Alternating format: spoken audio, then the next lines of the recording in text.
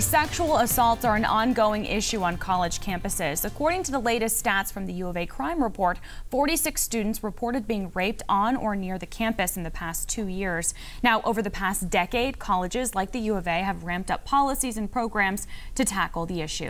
A University of Arizona graduate hopes to increase public awareness. Jillian Corsie returned to Tucson to tell her story of rape in a documentary film showcased last night at the Loft. None on your sides. Tasha Davis has that story. You know, I'm sitting in my story and believing myself, and that's the most important thing.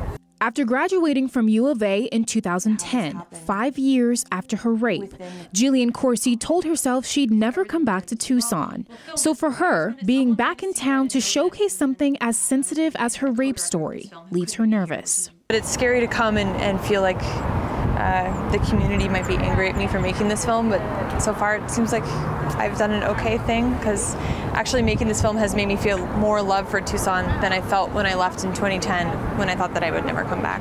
Corsie says before the Me Too movement was a viral hashtag called Not Okay. Author Kelly Oxford started the trend and wanted women to tweet her their sexual assault stories.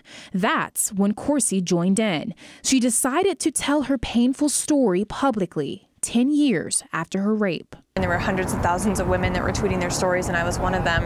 And then when I did that, a bunch of journalists and documentary filmmakers started contacting me to tell my story, and I was a doc filmmaker myself, so I thought if anyone should tell this story, it should be me. In the 20-minute short film, Corsie confronts the officer who took her police report, a big step she thought she'd never do.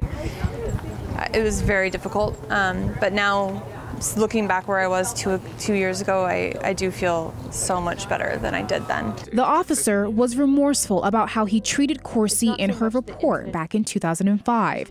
He explained since then there have been new ways of training officers on how to deal with sexual assault reports. She said that conversation completely diminished any anger she had towards a police officer.